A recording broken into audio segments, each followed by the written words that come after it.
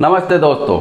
तो आज हम लोग डिस्ट्रीब्यूटिव प्रोनाउन पढ़ाने जा रहे हैं। ठीक है, प्रोनाउन का ये वाला जो है ये पूरा लास्ट चैप्टर है प्रोनाउन का, डिस्ट्रीब्यूटिव प्रोनाउन।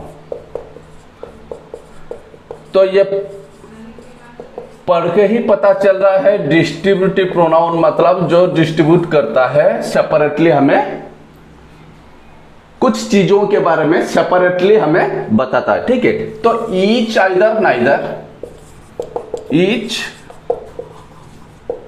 आइदर, नाइदर, इन सबको हम डिस्ट्रीब्यूटिव प्रोनाउंस बोलते हैं। ठीक है, ईच, आइदर, नाइदर। तो दे आर यूज्ड, ये जो ईच, आइदर और neither, they are called distributive pronoun.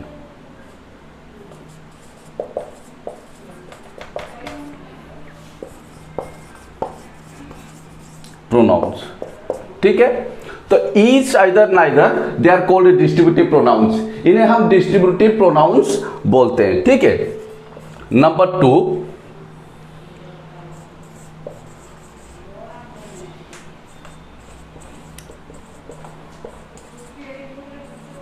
they refer to a persons or things. They refer to a persons or things, one at a time. ये बहुत सारे चीजें हैं, उनमें से किसी एक को जब सेपरेटली हम बोलेंगे तो हम डिस्ट्रीब्यूटिव प्रोनाउन इस्तेमाल करते हैं किसी एक के बारे में। ठीक है, they refer to a person और थिंग्स, बहुत सारे लोगों में से एक या बहुत सारी चीजों में से एक के बारे में, one at a time, as because it's telling one at a time of a thing और पर्सन। किसी थिंग या पर्सन का जो एक यूनिट है उसी के बारे में बताता है, इसीलिए दे always take singular verb। इस चीज पे थोड़ा ध्यान दीजिए। ठीक है, एज बिकॉज ये एक चीज के बारे में हमें बता रहा है या एक पर्सन के बारे में बता रहा है, इसलिए ये हमेशा सिंगुलर भाग के साथ एग्रीमेंट करेगा। इस चीज पे थोड़ा ध्यान दीजिए। ठीक है, तो ईच, आइदर, नाइदर, इनको हम डिस्ट्रीब्यूटिव प्रोनाउंस बोलते हैं। वो हमेशा किसी पर्सन या बहुत सारे पर्सन या थिंग्स में से किसी एक के बारे में हमें बताता है, इसीलिए यह हमेशा सिंगुलर भाग के साथ ही एग्रीमेंट करता है। ठीक है, तो इसे साफ कर देता हूं मैं। तो ईच, आइदर एंड नाइदर इस्तेमाल किस तरह से इसे किया जाता है। ठीक है, तो पहले हम ईच के बारे में पढ़ेंगे। Each, each,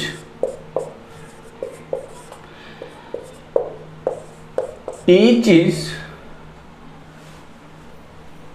used,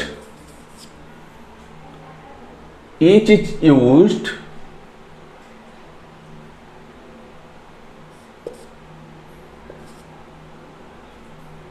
to denote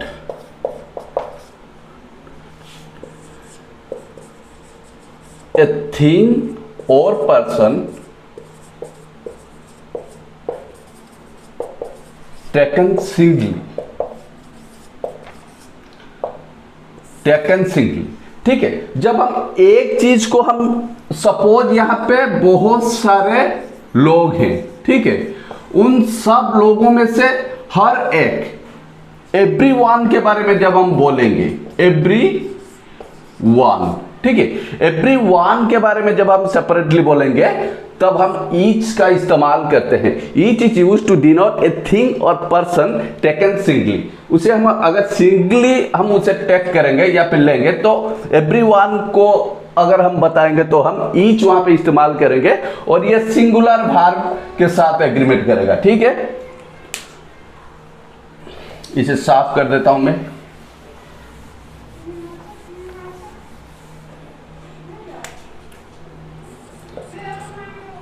either, either means, either का मतलब है क्या है? आइदर मीन्स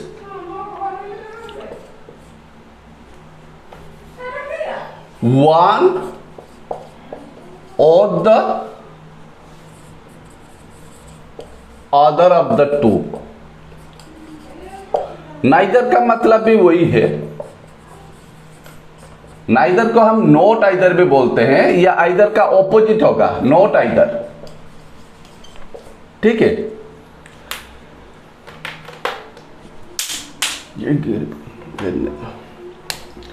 तो नाइदर को हम नॉट आइदर भी बोलते हैं, या आइदर का ऑपोजिट होगा नॉट वन और not one not the other of the two, either and neither, ठीक है। ये दोनों, these two are used to speak about two things or persons। दोनों में से, दोनों के बारे में जब हमें कुछ बोला जा रहा है, दोनों के बारे में, दोनों में से आइदर मीन्स वन हो सकता है, एक हो सकता है, या फिर दो भी हो सकता है। आइदर का मतलब बोथ भी हो सकता है, ठीक है। ये भी याद रखिए, आइदर का मतलब कभी कभी बोथ साइड। सपोज नदी के दो किनारे, either side of the river, either side of the river, एक साइड हो सकता है या बोथ दो साइड भी हो सकता है, उसे हम आइदर साइड बोलेंगे। नाइदर साइड मतलब ये भी नहीं है वो भी नहीं है, ठीक है। आइदर साइड मतलब ये भी है वो भी हो सकता है, या फिर सिर्फ ये है या फिर सिर्फ वो है, ठीक है। इस हिसाब से हम आइदर और नाइदर को इस्तेमाल करते हैं। ये भी सिंगुलर और सिंगुलर वर्ब के साथ एग्रीमेंट करता है, ठीक है। बस इसे साफ कर देता हूं मैं। बहुत आसान है आइदर और नाइदर को समझना या फिर ईच को समझना। कुछ सेंटेंस लिखने से आपको पता चल जाएगा किस तरह से हम इस्तेमाल करते हैं, ठीक है। ईच के बारे में, ईच हमें पता है ये हमेशा सिंगुलर वर्ब के साथ एग्रीमेंट करता है। ईच का एक चीज, ईच के बारे में हम लिखेंगे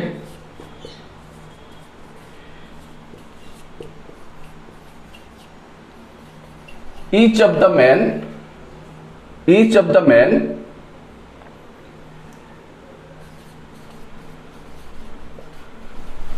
received a reward।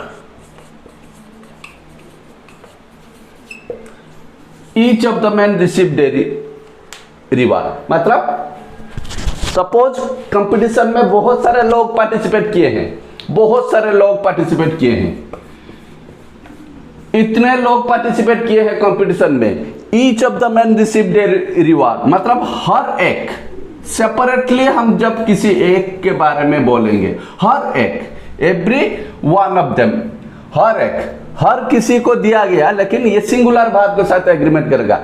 Each of the man received a reward मतलब जितने सारे लोग थे हर एक रिवार्डेड किए गए, ठीक है, रिवार्ड मिला उन्हें।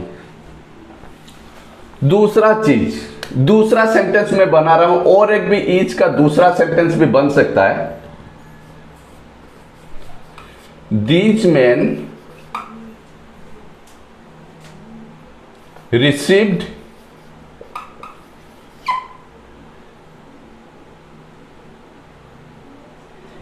Each a reward. वर्ब के बाद भी हम ईच का इस्तेमाल करते हैं, सेंटेंस के बिगिनिंग में भी ईच का इस्तेमाल कर सकते हैं, वर्ब के बाद भी हम ईच का इस्तेमाल कर सकते हैं। इस तरह का सेंटेंस पे फोकस कीजिए थोड़ा। These man received each a reward मतलब उनमें से जितने लोग थे, दीज मैन रिसीव्ड ईच मतलब हर एक, रिसीव्ड ईच ए रिवार्ड, हर एक को रिवार्ड मिल गया, ठीक है। सेपरेटली जब हम हर एक के बारे में बोलेंगे तो वहां पे हम ईच का इस्तेमाल इस तरह से भी कर सकते हैं वर्ब के बाद, ठीक है। और एक तरह भी हो सकता है सेंटेंस के एंडिंग में, ठीक है। एक है बिगिनिंग, दूसरा मिडिल, तीसरा एंडिंग में भी अब ईच का इस्तेमाल किस तरह के सेंटेंस में हम ईच का इस्तेमाल एंडिंग में करेंगे, ठीक है। ये वाला देखिए थोड़ा, these men received rupees 5,000 each। ठीक है, यहां पे देखिए सेंटेंस एंडिंग में हमने ईच का इस्तेमाल किया है। These man received rupees 5,000 each, मतलब एक कंपटीशन हुआ था, इसमें बहुत सारे लोग पार्टिसिपेट किए थे, तो these man received rupees 5,000 each, मतलब हर एक को 5,000 रुपीज मिल गया यहाँ पे, हर एक को। जब हम इस तरह का सेंटेंस बनाएंगे हर एक को, तो वहां पे हम लोग क्या करेंगे, these man received rupees 5,000 each, इस तरह न्यूमरल के बाद हम हमेशा ईच का इस्तेमाल करते हैं। हाँ, और एक चीज है, यहां पे हम इस तरह का सेंटेंस नहीं लिख सकते, जैसे these man received each a reward, भाग के बाद इस्तेमाल करेंगे, लेकिन हम ये नहीं लिख सकते। क्या नहीं लिख सकते, दिज मैन रिसीव्ड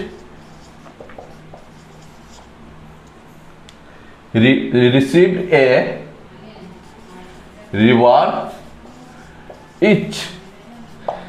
ठीक है, these man received a reward etch, ये सेंटेंस नहीं होगा। अगर ये वाला लिख देंगे तो ये गलत हो जाएगा। रिसीव्ड ए रिवार्ड इच नहीं होता, ये हमेशा रिसीव्ड इच ए रिवार्ड, भाग के बाद ही हम डिस्ट्रीब्यूटिव प्रोनाउन इच का इस्तेमाल करते हैं। ठीक है, अभी मैं इसे साफ कर देता हूं। आइदर और नाइदर, और भी बहुत सारे सेंटेंस आप बना सकते हैं ईच को इस्तेमाल करके। ठीक है, सपोज और दो तीन बना रहा हूं। Each of the horses, each of the horses course rupees 5,000। Each of the horses costs rupees 5,000, मतलब बहुत सारे घोड़े हैं यहाँ पे। आप घोड़ा खरीदने के लिए गए हैं, वहां पे बहुत सारे घोड़े हैं। ठीक है, वहां पे घोड़े का जो मालिक है वो बोला each of the horses courts rupees 5,000, मतलब आप जो भी घोड़ा खरीदेंगे, काला हो, व्हाइट हो या फिर ब्राउन कलर हो, कुछ भी कलर का आप घोड़ा खरीदेंगे तो ये 5,000 रुपीज कॉस्ट आएगा। ठीक है, each of the horses cost rupees 5,000, इस तरह का सेंटेंस आप बना सकते हैं। दूसरा होगा दीज हॉर्स, ये बिगिनिंग में है, these horses cost rupees 5,000 each. Numeral के बाद तो हम हमेशा ईच का इस्तेमाल करते हैं, लास्ट टाइम बोला था। ठीक है, these horses cost rupees 5,000 each. ठीक है, और तीसरा वाला ऐसे भी बना सकते हैं, each of the horses cost rupees 5,000। ठीक है, these horses cost each rupees 5,000, ऐसे भी बना सकते हैं। भाग के बाद भी हम इस्तेमाल करते हैं, तो ये है बिगनिंग में, ये है मिडिल में, ये है एंडिंग में, और ये है मिडिल में। भाग के बाद these horses cost each rupees 5,000, ऐसे भी सेंटेंस हम बना सकते हैं। ठीक है, तो ईच का गया।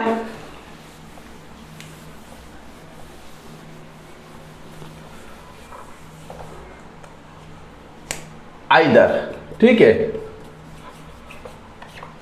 आइदर मतलब दोनों में से कोई भी एक या बोथ। ठीक है, सपोज एक सेंटेंस, एक आदमी आया और आपसे पूछने लगा कि भैया थोड़ा बताइए ना, ये दोनों जो रास्ते हैं, ये रास्ता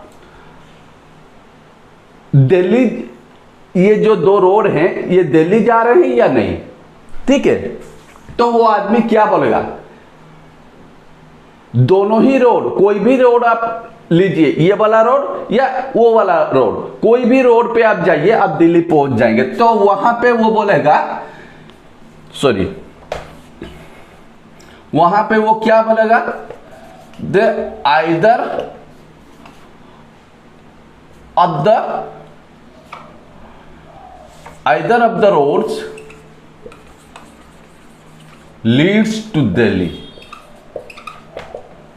ठीक है, either of the roads leads to Delhi, इधर आप ये वाला रास्ता जाएंगे या फिर ये वाला रास्ता जाएंगे, आप जाके दिल्ली में पहुंच जाएंगे। ठीक है, तो अगर आप यहां पे हैं तो किसी से पूछ रहे हैं ये वाला रास्ता जाएंगे, ये इस रास्ते पे जाएंगे या इस रास्ते पे जाएंगे, किस रास्ते पे जाएंगे तो आपको दिल्ली मिल जाएगा। ठीक है, दिल्ली पहुंच जाएंगे। तो वो आदमी क्या बोलेगा आपसे, आइदर ऑफ द रोड्स, इन दोनों में से कोई भी रोड आप पकड़ लीजिए, आइदर ऑफ द रोड्स।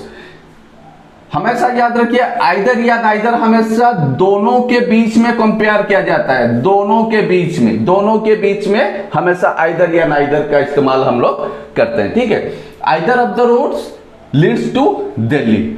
इसे अगर नेगेटिवली हम बोलेंगे, सपोज ये दो रोड दिल्ली जा रहा है, ये सपोज पुरी, ये पूरी नहीं जा रहा है। ठीक है, तो यहां पे हम बोलेंगे, सपोज मैं उसे बोलने लगा कि भैया थोड़ा बताइए ना ये रास्ता पूरी जा रहा है या नहीं, क्या बोलेंगे, वो तो दिल्ली जा रहा है, क्या बोलेंगे वो पूरी जा रहा है, नहीं, हम क्या बोलेंगे, नहीं नहीं ये दोनों रास्ते में से आप कोई भी रास्ते पे जाइए, पूरी नहीं पहुंच पाएंगे इस जन्म में। ठीक है, तो हम वहां पे क्या लिखेंगे, neither of the roads, neither of the roads leads to Puri. ठीक है, तो इन दोनों रास्ते पे अगर आप जाएंगे, किसी एक रास्ते पे भी आप जाएंगे या फिर दोनों रास्ते पे, कोई भी एक रास्ते पे आप जाएंगे, पुरी नहीं पहुंच पाएंगे। तो neither of the roads leads to Puri. तो इस तरह का आप सेंटेंस बना सकते हैं आइदर और नाइदर डिस्ट्रीब्यूटिव प्रोनाउन इस्तेमाल करके। ठीक है, इसे साफ कर देता हूं मैं अभी।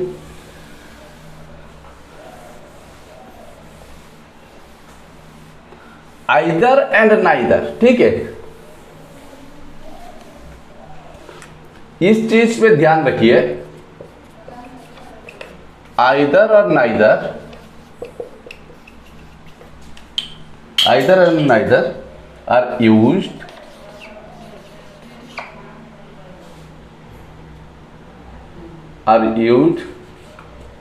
in speaking of two things or persons। इस चीज पे थोड़ा ध्यान दीजिए। ठीक है, तो आइदर और नाइदर, ये दो चीज हमेशा, इसे दोबारा मैं लिख दिया, अच्छे से ध्यान दिया, आइदर और नाइदर आर यूज्ड। ठीक है, are used in speaking of two things और पर्सन्स। दोनों के बारे में जब हम कंपेयर कर रहे हैं या कुछ चीज डिस्कशन कर रहे हैं दोनों के बारे में, तो हम आइदर या फिर नाइदर इस्तेमाल करते हैं। इसे साफ कर देता हूं, और कुछ नहीं है। हाँ, इसमें डिस्ट्रीब्यूटिव प्रोनाउन के अंदर और एक चीज आता है, ईच अदर, और एक है वन अनदर। ये दो आपको देखने को मिलेंगे, each other and one another, ज्यादातर ये ग्रामर में आपको देखने को मिलेंगे। ठीक है, तो each other one another, each other हमेशा दोनों के बीच में अगर कुछ हो रहा है। ठीक है, सपोज दोनों के बीच में अगर हम कुछ चीज बोले, दोनों भाई झगड़ा कर रहे हैं। ठीक है, the two brothers are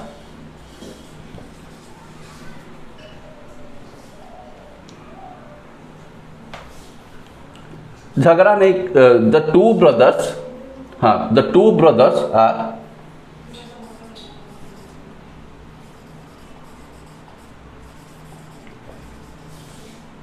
quarrelling each other.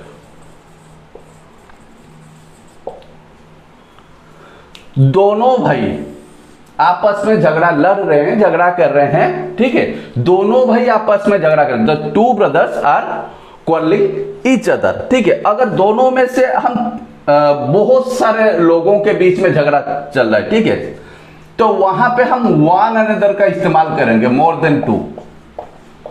अगर मोर देन टू हुआ पर्सन और थिंग को बेस करके, ठीक है, सपोज और एक सेंटेंस में वन अनदर का लिख रहा हूं, ठीक है, दिस पीपल आर